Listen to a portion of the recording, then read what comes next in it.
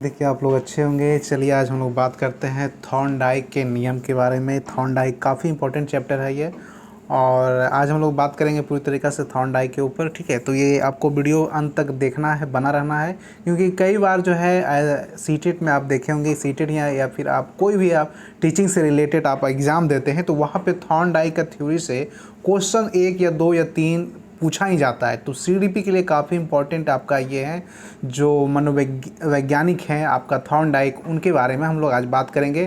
तो चलिए सबसे पहले हम जानते हैं थॉर्नडाइक कौन है, कहाँ से हैं और क्या क्या इन्होंने किया, उसके बारे में हम जानते हैं। तो आप लोग बने रहे हमारी वीडियो पर। चलिए, तो थॉर्नडाइक जो है यह सबसे पहले अगर पूछा जाता है एग्जामिनेशन में, आप जब सीटेट का एग्ज़ाम देते होंगे या और भी आप कौन टीचिंग से रिलेटेड एग्ज़ाम दीजिएगा तो वहाँ पे पूछा जाता है कि थॉर्नडाइक कहाँ के मनोवैज्ञानिक थे। तो ये अमेरिकी के मनोवैज्ञानिक थे, अमेरिका का, ठीक है, अमेरिकी मनोवैज्ञानिक थे, मतलब अमेरिका का रहने वाले थे थॉर्नडाइक। ठीक है, पावलोव से भी पूछ लिया जाता है कि पावलोव कहाँ के थे, तो वो रशियन मनोवैज्ञानिक थे। ठीक है, तो कहीं ना कहीं यहाँ से क्वेश्चन पूछा जाता है। सबसे पहला यही पूछा जाता है कि थॉर्नडाइक कहाँ के वैज्ञानिक थे, मनोवैज्ञानिक। ठीक है, तो सबसे पहले आपको यह ध्यान रखना है, इसको एकदम याद ही हो जाएगा आपको यही वीडियो में। ये जो थे कहाँ के थे, अमेरिका के थे।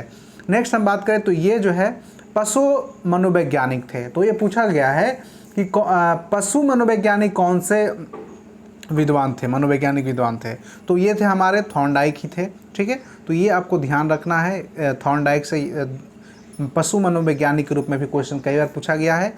प्रथम शैक्षिक मनोवैज्ञानिक इनको कहा जाता है। अब क्यों कहा जाता है उसको हम आगे कवर करेंगे, क्योंकि प्रथम इसलिए इनको कहा जाता है क्योंकि सबसे पहला बार जो इन्होंने यही सिद्धांत दिया था, अधिगम का सिद्धांत। मनोविज्ञान में जो है सबसे प्रथम अधिगम के सबसे पहले जो नियम दिए थे वह थॉर्नडाइक ने ही दिया था।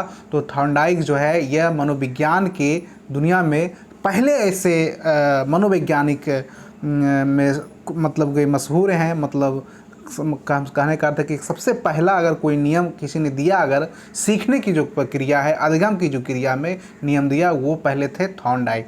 तो प्रथम शैक्षिक मनोवैज्ञानिक पर ऊपर क्वेश्चन पूछा गया है कई बार।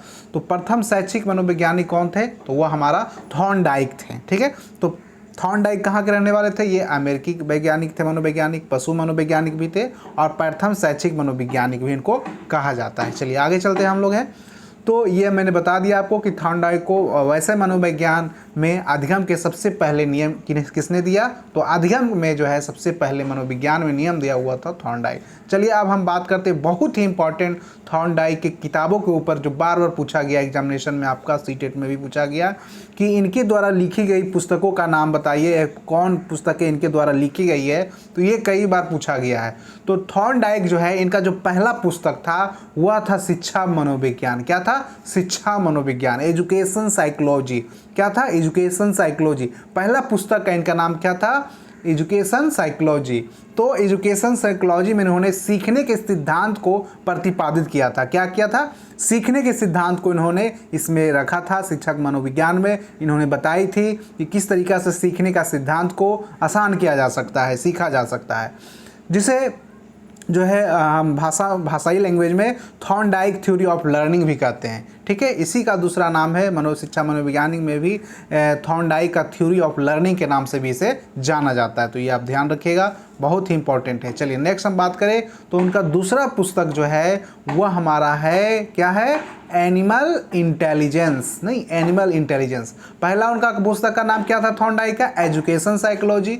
दूसरा जो था वह एनिमल इंटेलिजेंस पुस्तक था। ये दोनों पुस्तक थॉर्नडाइक के द्वारा लिखी गई है। तो ये आप ध्यान रखिएगा, थॉर्नडाइक के द्वारा दो पुस्तकों का नाम पूछा जाता है आपके सीटेट के एग्जामिनेशन में। तो आप ध्यान रखिएगा, इनके थ्योरी के बारे में भी पूछा गया है, ये कहाँ के मनोविज्ञान थे, प्रथम कौन मनोवैज्ञानिक थे शिक्षा के क्षेत्र में, तो काफ़ी इंपॉर्टेंट हो जाता है। ठीक है, ऐसे मनोवैज्ञानिक तो काफ़ी, लेकिन शिक्षा के क्षेत्र में जिन्होंने जो काम किया यहाँ से काफ़ी ज़्यादा प्रश्न पूछे गए हैं। चलिए आगे हम बात करते हैं इनके सिद्धांतों के ऊपर। इन्होंने जो थॉर्नडाइक का जो सिद्धांत आपने सुना होगा कि इनके द्वारा जो है, तो आप लोग एक तरीक़ा से नोट्स बना सकते हैं, काफ़ी इंपॉर्टेंट हो जाता है थॉर्नडाइक के सिद्धांत के नाम में। ये बेहद ही इंपॉर्टेंट है आपका सीटेट के लिए, और बच्चा यहीं फंसता भी है। क्वेश्चन जब पूछा जाता है बच्चा को तो ये याद होता है आसानी से, ये याद होता है, लेकिन बच्चा ये भुला जाते हैं, समायोजन का वाद सिद्धांत और संबंध का वाद सिद्धांत। ये काफ़ी इंपॉर्टेंट है, एग्जामिनेशन में कई बार पूछा गया है। ये वाला समायोजन का सिद्धांत किसने दिया, किसने प्रतिपादित किया, या संबंधवाद का सिद्धांत किनके द्वारा दिया गया। तो ये कई बार एग्जामिनेशन में पूछा है, आप बच्चा यहीं पर फंसते हैं। तो आप लोग ध्यान रखिएगा, जो आपका ये बहुत ही इंपॉर्टेंट है। अब चलिए हम एक एक करके हम पढ़ेंगे। यहाँ पे सबसे पहले हम चलते हैं प्रयत्न और भूल की सिद्धांत की बात करेंगे, प्रयास एवं त्रुटि का सिद्धांत की बात करेंगे, उसके बाद उद्दीपन एवं क्रिया का सिद्धांत की बात करेंगे, उसके बाद हम संयोजनवाद की सिद्धांत की बात करेंगे, उसके बाद हम संबंधवाद का सिद्धांत की बात करेंगे। तो चलिए धीरे धीरे हम लोग बात करेंगे। तो सबसे पहले जो थॉर्नडाइक जो एक प्रयोग किए थे, जो प्रैक्टिकल किए थे, वो चीज़ हम पहले पढ़ते हैं। पहला नियम इसी के अंतर्गत आता है और दूसरा भी इसी के अंतर्गत आता है, प्रयत्न एवं भूल की सिद्धांत जिसको कहा जाता है। और प्रयत्न एवं भूल या तो फिर प्रयास एवं त्रुटि का सिद्धांत, गलतियों से कैसे आप सीखते हैं, ये चीज़। भूल नहीं, भूल मतलब भूल क्या, मिस्टेक ही होता है ना एक तरीक़ा से। तो प्रयत्न या प्रयास से जो गलतियां होती है उसको सुधार कर कैसे आप सीख सकते हैं, उसी पर इन्होंने प्रयोग किया था बिल्ली के ऊपर। ठीक है, तो ये भी पूछा जाता है कि थॉर्नडाइक का जो थ्योरी है उसने सबसे पहले कौन सा एनिमल पर, कौन सा जानवर पर इन्होंने प्रयोग किया था, तो वो बिल्ली था। बिल्ली जो ऐसी जानवर थी जिस पर प्रयोग किया गया था थॉर्नडाइक में। ठीक है, तो आप देख रहे होंगे कि एक तरीक़ा से पिंजरे में, केज में एक बिल्ली को रखा गया है और यहाँ पे जो है एक तरीक़ा से ये बिल्ली को जो है काफ़ी भूखे में रखकर केज लगा दिया गया है और बिल्ली को जो है एक तरीक़ा से अंदर जो है एक तरीक़ा से एक गेट को ओपन का एक जो है वहाँ पे एक दबाने के लिए बिल्ली को जो है रख दिया गया है। ठीक है, यहाँ आप देख रहे होंगे पिक्चर में। ठीक है, तो यहाँ पे जो बिल्ली कभी काफ़ी भूखी है और इसके बाहर जो है मछली रखा गया है। ठीक है, जो है मृत मछली, ये पूछा गया है कई बार एग्जाम में कि क्या बाहर रखा गया था, जिंदा मछली या मृत। तो मृत मछली भी पूछा गया है, कई बार एग्जामिनेशन में आपको पूछा गया है कि मृत मछली को रखा गया था बाहर में। तो भूखी बिल्ली है और ये केज के अंदर, पिंजरे के अंदर रखा गया है और इसको जो है इसको भूख लगी है काफ़ी ज़्यादा, इसको ये समझ में आ रहा है कि हम खाएं कैसे, बाहर कैसे निकले। तो वही प्रैक्टिकल में बताया गया है यहाँ पर प्रैक्टिकल करके कि जो उद्दीपन है, स्टिमुलस है, आर और एस जो डिनोट किया गया है। तो बिल्ली जो है यहाँ अनुक्रिया है। ठीक है, अनुक्रिया करता है, मतलब बिल्ली ही करती है। भूख लगने पर ये पैर अपना उस पर मारती है, उद्दीपन पैर मारकर, और ये जो है मृत मछली तक इसको खा लेती है, मतलब मछली को आके ये खाती है। मतलब बिल्ली जो है बार बार अनुक्रिया करती है। अनुक्रिया करता कौन है, अनुक्रिया बिल्ली कर रही है। ठीक है, मतलब ये इसको भूख इसको लगी है, तो भूख लगी है तो उछल पटल कर रहा है इधर उधर, मतलब पिंजरे में। आपको अगर बंद किया जाए तो आप क्या करेंगे, भूख से आप मर सकते हैं। तो आप भूख से मरने के लिए, बचाने के लिए खुद को कहीं ना कहीं कोशिश करिएगा। ठीक उसी प्रकार जो है बिल्ली एक बार ये इस पर पैर रखती है और ये गेट खुल जाता है और गेट खुलने के बाद जो है बिल्ली बाहर आकर इस उद्दीपन को, मृत मछली को खाती है। फिर उसको उसी में डाल दिया जाता है। फिर बिल्ली को जब भूख लगती है तो फिर उसी तरीक़ा से ये जो है पैर उस पर रखती है और ये खुल जाता है और गेट खुलने के बाद जो है ये मछली को खा जाती है। इसी तरीक़ा से बार बार चीज़ों को दोहराया जाता है, मतलब कि बार बार प्रयत्न और प्रयास के माध्यम से, प्रयत्न एवं भूल के माध्यम से, प्रयास एवं त्रुटि के माध्यम से जो है बार बार बिल्ली जो है अपने खाने तक पहुंच जाती है। तो इसी सिद्धांत को जो है प्रयत्न एवं भूल का सिद्धांत या प्रयास एवं त्रुटि का सिद्धांत कहा गया है, जो थॉर्नडाइक के सिद्धांत के जो नाम दिए गए। तो दो नियम तो आप आसानी से आपको याद होंगे, लेकिन उद्दीपन का अनुक्रिया का सिद्धांत, संयोजन का वाद सिद्धांत और संबंधवाद का, इसमें आप भुला जाते हैं। तो चलिए इसको आप भी नहीं भूलेगा। इसी को जो है इसको एस-आर बॉन्ड के नाम से भी जाना जाता है। यहाँ पे आर जो है वह अनुक्रिया कौन है, अनुक्रिया करता कौन है, ये बिल्ली है, आर है जिसको, और मृत मछली जो है वह एस है, उद्दीपन का काम कर रहा है। ठीक है, तो ये आप ध्यान रखिएगा, काफ़ी इंपॉर्टेंट है। अब हम बात करते हैं कि कई बार जो है बिल्ली क्या करती है, पिंजरे में अनेक क्रिया करती है। तो आपको बताया भी कि कई बार बिल्ली जो है हाथ पैर मारेगी, ऊपर नीचे कूदेगी, इधर उधर छपल पटक करेगी।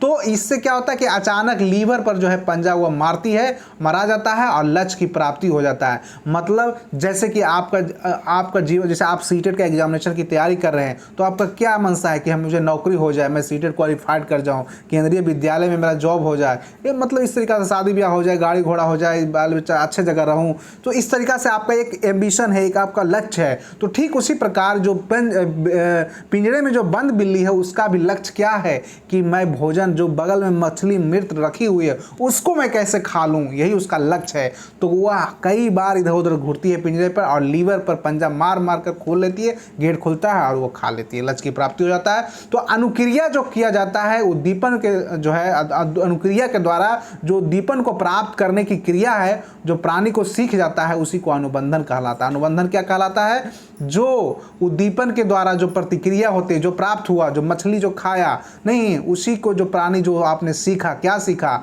वही सीखा हुआ चीज़ ही अनुबंधन कहलाता है, अनुबंधन कहलाता है। चलिए आप समझ गए होंगे।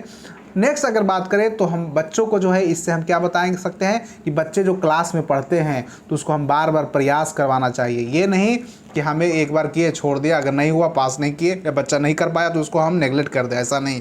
बच्चे जो है, बच्चे को थॉर्नडाइक जो है इस तरीक़ा से उन्होंने सिद्ध किया कि बच्चे से गलतियाँ होगी ही, एनिमल से गलतियाँ होगी, उससे बच्चे बार बार गलतियों से बच्चा जो है सीख जाता है। जैसे कि आपने सीखा होगा कि करत करत अभ्यास के नहीं, तो करत करत अभ्यास के कहने का मतलब क्या है? बार बार कोई भी क्रिया को करने से, बार बार चीज़ों को, आप एक ही काम को बार बार करिएगा तो आप जो है प्रयास जितनी बार करिएगा, आपका जो है त्रुटि जो है हो रही थी वह त्रुटि एक समय आएगा जब लक्ष्य की आपको प्राप्ति हो जाएगी। तो जिस तरीक़ा से बच्चे जो है, जो बच्चे को आप जो अगर पढ़ा रहे हैं, सिखा रहे हैं, तो हो सकता है बच्चा शुरू में गलती करे, लेकिन धीरे धीरे उसका शुद्ध उच्चारण होगा और एक समय ऐसा होगा कि वो सिद्धांत पर सीख जाएगा, चीज़ों को सीख जाएगा, आसानी से लर्न कर पाएगा, आसानी से वो अधगम कर पाएगा और लक्ष्य को प्राप्ति कर लेगा। चलिए, तो थॉर्नडाइक के नियम के आप आते हैं। हम थॉर्नडाइक के नियम आप लोग को मालूम होगा कि थॉर्नडाइक कितने नियम दिए थे। तो थॉर्नडाइक के जो मुख्य नियम है वह 3 है और गौड़ नियम जो है वह 5 है। ठीक है, थॉर्नडाइक के नियम से कई बार सीटेट के जो है क्वेश्चन पूछा गया है, केवीएस में भी पूछा जाएगा। कोई भी आप एग्जामिनेशन की तैयारी कर रहे हैं तो वहाँ पे आपको थॉर्नडाइक के नियम से प्रश्न रहते ही रहते हैं। तो पेडागोगी में अगर अच्छा नंबर चाहते हैं, 30 में कम से कम अगर 28-29 आपका मार्क्स आ रहा है तो समझिए आपका पेडागोगी जो सीडीपी है वो अच्छा है। अगर उससे 20-18 आ रहा है तो समझिए आपको पढ़ने की ज़रूरत है, मेहनत आपको करने की ज़रूरत है।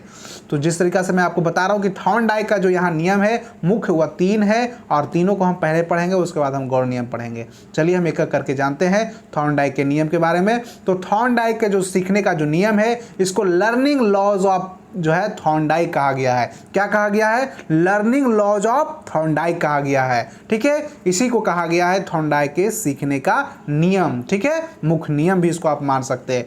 तो पहला नियम जो है आपका लॉ ऑफ इफेक्ट कहा गया है। क्या कहा गया? पहला नियम को लॉ ऑफ इफेक्ट कहा गया है, प्रभाव का नियम। दूसरे नियम को मुख्य नियम में तत्परता का नियम कहा गया है, लॉ ऑफ रेडीनेस कहा गया है। और तीसरा नियम जो है वह लॉ ऑफ एक्सरसाइज कहा गया है, अभ्यास का नियम। नहीं, तो ये 3 नियम है, काफी इंपॉर्टेंट है, आप इसको ध्यान रखिएगा, याद रखिएगा। बहुत बार ये पूछा गया है थॉर्नडाइक का जो मुख्य नियम है वो कितने हैं। ठीक है, तो चलिए एक एक करके हम चलते हैं। पहले हम बात करेंगे अब अभ्यास का नियम, जो तीसरा हमारा था, करत करत अभ्यास के, नहीं बार बार चीज़ों को करने से।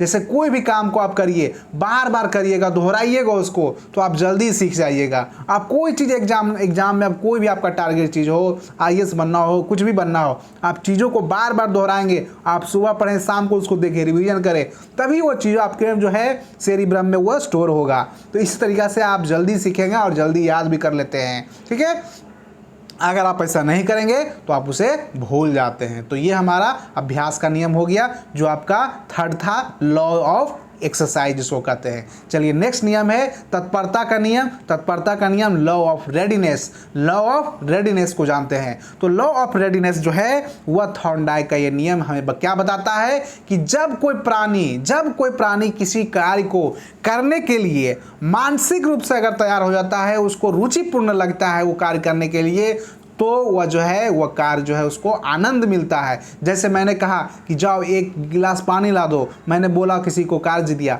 वो बच्चा कहेगा मैं सर पेट दर्द कर रहा, नहीं जाऊंगा सर आज।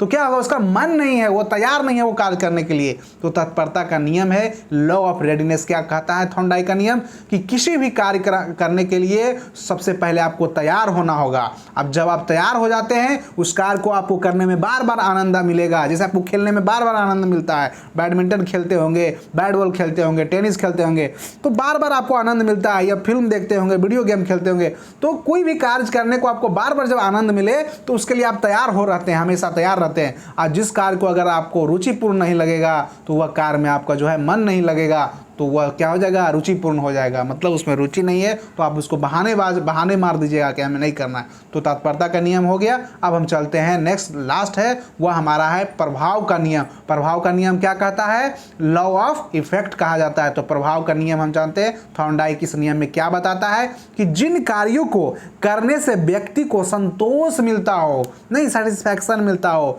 संतोष का नहीं मतलब कि हमको इस काम करने को, जैसे आपको पढ़ने से मजा आता है, बार बार आप करते हैं उन चीज़ों को, कोई मैथ का ट्रिक आप जान गया, अब आपको आसान हो गया, ठीक है। जिस तरीके से आपने सीटेट का बार बार आप एग्जाम दे रहे तो आपको मजा आ रहा है कि हम CDP में अच्छा नंबर आ रहा है, मैथ आपका अच्छा है, इंग्लिश अच्छा है, तो क्या मिलता है, एक तरीका का सेटिस्फैक्शन मिलता है कोई भी कार्य करने के बाद। तो हम उसे बार बार करते हैं, दोहराते हैं अपने जीवन कार्यों में। तो जिन कार्यों से अगर आपको असंतोष मिलेगा तो आप उसे नहीं करना चाहेंगे। तो इसीलिए प्रभाव का जो नियम है वह थॉर्नडाइक का यही नियम बताता है कि किसी भी कार्य करने वाले जो व्यक्ति है वह व्यक्ति को संतोष मिलता है तो वो उसे बार बार करता है। चलिए अब हम आते हैं गौड़ का नियम। गौड़ का नियम काफ़ी इंपॉर्टेंट है, क्योंकि आपने देखा जो मुख्य नियम थे उसके बारे में हम बात किए। अब हम गौड़ का नियम जो हम बात करते हैं, गौड़ का नियम ये है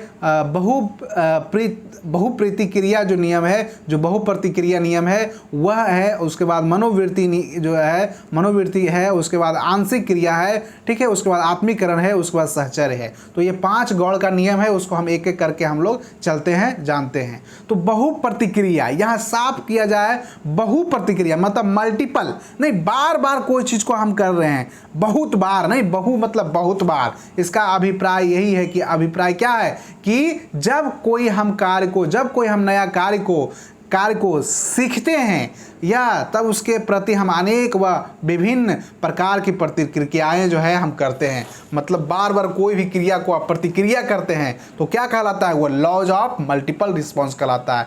तो इस नियम का क्या अभिप्राय है कि जब हम कोई नया कार्य को करना सीखते हैं, जैसे कोई कार्य आप सीख लेते हैं, जैसे आप मान लीजिए आपने साइकिल सीख लिया, ठीक है, नहीं साइकिल सीख लिया, बाइक सीखने के लिए जब आप बार बार चीज़ों को करते हैं, बहुत प्रतिक्रिया करते हैं, तो आपको मालूम हो जाता है, अनेक विधियाँ आप जान जाते हैं कि किस तरीक़ा से उसको चलाना है। तो वही जो प्रतिक्रिया है, विभिन्न प्रकार की जो प्रतिक्रियाएँ करते हैं, वही क्या है, लॉज ऑफ मल्टीपल रिस्पॉन्स है। तो बहुप्रतिक्रिया का नियम क्या कहता है हमें, इस नियम यही कहता है कि जब हम कोई नया कार्य सीखते हैं तो हम तब तक हम उसके प्रति अनेक और विभिन्न प्रकार को प्रतिक्रियाएं करते रहते हैं। चलिए नेक्स्ट हमारा है गौड़ का नियम में, वह है मनोवृत्ति का नियम, लॉज ऑफ डिपोजिशन, नहीं डिस्पोजिशन, लॉज ऑफ डिस्पोजिशन। तो यह जो नियम है इसका तात्पर्य क्या है कि जिस कार्य के प्रति हमारी जैसी अभिवृत्ति या मनोवृत्ति होती है, जैसे हमारा मन का जो वृत्ति है, मनोवृत्ति जिसको हम कहते हैं, मानसिक रूप से अगर हम तैयार होते हैं किसी काम को करने के लिए, नहीं तभी हम सीख पाते हैं। जैसे किसी काम को हमको सीखना है तो मानसिक रूप से आप किसी कार्य को जब तक नहीं तैयार कर लेते हैं तब तक आप नहीं सीखते। जैसे हमें IAS बनना है तो सबसे पहले हमको मानसिक रूप से तैयार होना होगा, हमारा मनोवृत्ति जो है, जो अभिवृत्ति है, वो उस सारे चीज़ों को हमको मजबूत करना होगा, ठीक है, तभी आप जो है कोई, जब तक आप मानसिक रूप से नहीं तैयार होते हैं किसी कार्य को आप नहीं कर सकते शुरू। तो सबसे पहले हमें शुरू करना ही जीवन में सबसे बड़ा स्टेप होता है जीवन में। जैसे हमको अगर बिजनेस करना तो आप बिजनेस को स्टार्ट तो करिए, हम स्टार्ट ही नहीं करते, हम सोचते रहते हैं। हमको गाड़ी सीखना है, हमको कार सीखना है, तो हमको क्या करना होगा, हमको कार के स्टीयरिंग पे बैठना होगा। ये नहीं कि डर लगते रहेगा कि हम अगर एक्सीडेंट हो जाएगा तो क्या होगा, ये हो जाएगा तो क्या होगा, तो हम नहीं सीख पाएंगे। तो ये हमारा था मनोवृत्ति का नियम। अब हम आते हैं आगे, नेक्स्ट हमारा है आंशिक क्रिया का नियम, laws of partial activity. Laws of partial मतलब, पार्शियल का मतलब ही है पार्ट में, छोटे छोटे टुकड़ों में, छोटे छोटे अंगों भागों में हम कार्यों को विभाजन कर जो है जो सीखते हैं। तो इस नियम का अनुसरण करके हम जब किसी कार्य को करना चाहते हैं तो उसे छोटे छोटे भागों में, अंगों में हम विभाजित कर लेते हैं, और इस प्रकार का जो विभाजन कार्य को हम सरल और सुविधाजनक बना देते हैं। मतलब छोटे छोटे टुकड़ों में कोई काम अगर हमको मिला है तो हम क्या करते हैं, जैसे आपकी तैयारी जो है, आप केंद्रीय विद्यालय की तैयारी तैयारी कर रहे हैं, आप सीटेट की तैयारी कर रहे हैं, तो क्या 7 दिन में आप 140 ले आइएगा? नहीं ले पाइएगा। जो सक्सेस का कोई शॉर्टकट नहीं होता है। ठीक उसी प्रकार आप अगर जीवन जो आपका दिनचर्या है, जो आपका पाठचर्या है, जो भी आपने सीखा है, तो उसको धीरे धीरे आपने सीखा है। ये नहीं कि अचानक आपने बीए कर लिया, अचानक आपने एमए कर लिया पैदा होते, तो ऐसा नहीं होता है। तो चीज़ों को हमें भी कोई भी तैयारी को धीरे धीरे छोटे छोटे पार्टों में बांटकर सीखना चाहिए, आगे बढ़ना चाहिए। तो ये हमारा नियम था जो है। नेक्स्ट हमारा जो नियम है वह है आत्मीकरण का नियम। आत्मीकरण मतलब आत्मीकरण होना चाहिए। मतलब जब व्यक्ति जो कोई व्यक्ति है, कोई नई समस्या आ जाती है, तो हम क्या करते हैं? जैसे हमारे सामने कोई नई समस्या आ गया कि हमको सीटेट में इस बार 90 नंबर ही आया, लेकिन नहीं 89 पे अटक गए हम, ठीक है। तो एक समस्या आ गया कि हम जनरल में हैं और सीटेट क्वालिफाइड नहीं हुए, 1 नंबर और रहता तो हम क्वालिफाइड कर लेते। तो हम क्या करते हैं? फिर से सीटेट भरेंगे। तो हमारा जो अनुभव है, जो हमारा पूर्व ज्ञान है, नहीं जो हम पहले कुछ सीखे अपने जीवन में, ठीक है, या जो भी चीज़ें हम जो जितने बार प्रयत्न किए, उस प्रयत्नों को स्मरण कर हम इस बार फाइनल स्टेज पर जो है तुलना करते हैं कि इस बार ऐसा गलती हम नहीं करेंगे, और जो है यह समस्या को हम खोज लेंगे और प्रयत्न करेंगे कि हम जो है सीख ले वो कार्यों को। तो जब कोई व्यक्ति के सामने नई समस्या आ जाती है, तो वो क्या करता है? पूर्व के अनुभवों के आधार पर, पूर्व के प्रयत्नों के आधार पर, स्मरण शक्तियों के आधार पर स्मरण करके उनसे तुलना करता है और उसके अनुसार क्रिया कर समस्या का जो है समाधान हम लोग करने का प्रयत्न करते हैं। तो इस तरीका से आप समझे होंगे आत्मीकरण का नियम। अब जो हमारा है लास्ट हुआ है सहचर का नियम, ठीक है। क्या है? सहचर का नियम। सहचर नहीं सहचर, तो साथ साथ नहीं, सहचर। तो अधिगम के गौण नियम का अंतिम और 5वां नियम है, ठीक है। अधिगम के गौण नियम का जो है थॉर्नडाइक का ये अंतिम और 5वां नियम है। इस नियम का मतलब होता है नियम सहचर परिवर्तन का नियम है। इस नियम के अंतर्गत प्राप्त ज्ञान का उपयोग हम अन्य परिस्थितियों में किया जाता है। अन्य परिस्थिति मतलब, ठीक है, मान लीजिए कोई आप नियम जो आपने जो सहचर जो जीवन में जो परिवर्तन होते हैं, जो परिवर्तन होते रहता है बार बार, तो इस नियम में परिवर्तन के अंतर्गत जो प्राप्त ज्ञान आपका हुआ, जो आपने अब तक सीखा, उसका प्रयोग हम, मान लीजिए आपने साइंस सीखा, तो अब साइंस में आपने कोई ऐसा टॉपिक सीखा जो मान लीजिए जो आप एसएसटी में भी उसको पढ़ा सकते हैं। जैसे आपने साइंस में वाटर पढ़ा, तो वाटर एसएसटी में पढ़ना है, ठीक है। तो वाटर को आप दैनिक दिनचर्या में बच्चे को भी जोड़ सकते हैं। एसएसटी के ईवीएस के क्लास में आप बता सकते हैं, साइंस के क्लास में भी उसको जोड़ सकते हैं, मैथ के क्लासेस में उसको भी जोड़ सकते हैं। तो इस तरीके से कहने का अर्थ है कि एक ही चीज़ों को, एक ही टॉपिक को हम कई 4-5 चीज़ों में हम उसको जोड़ दें, ठीक है। एक ही नियम को हम 4-5 चीज़ों में, विषयों में जोड़ के अंतर्गत अपने ज्ञान का उपयोग कर ले, कई परिस्थितियों में हम ज्ञान का उपयोग कर ले, तो वही होता है हमारा सहचरी परिवर्तन का नियम। क्या होता है? सहचरी परिवर्तन का नियम। तो आपको ये वीडियो कैसा लगा आप लोग जरूर बताएं कमेंट करके, और हम मिलेंगे फिर नेक्स्ट वीडियो में। फिर हम लेके आएंगे आपके लिए कुछ नया। आगे जो है आपका स्किनर का जो सिद्धांत है उसके बारे में हम बात करेंगे। तो थॉर्नडाइक का नियम काफ़ी कम समय में 20 मिनट के अंदर आपको मैंने बता दिया। काफ़ी इंपॉर्टेंट था ये क्लास, और उम्मीद है कि आपको ये अच्छा लगा होगा, मज़ा लगा होगा, आपने सीखा होगा। चलिए फिर मिलते हैं हम लोग हैं कुछ नए इन्फॉर्मेशन के साथ नए वीडियो में। तब तक बने रहे आप लोग, लाइक से सब्सक्राइब जरूर करके जाओ दोस्तों। धन्यवाद वीडियो देखने के लिए, हमसे जुड़ने के लिए। फिर हम जल्द मिलते हैं कुछ नए इन्फॉर्मेशन। धन्यवाद दोस्तों, जय हिंद।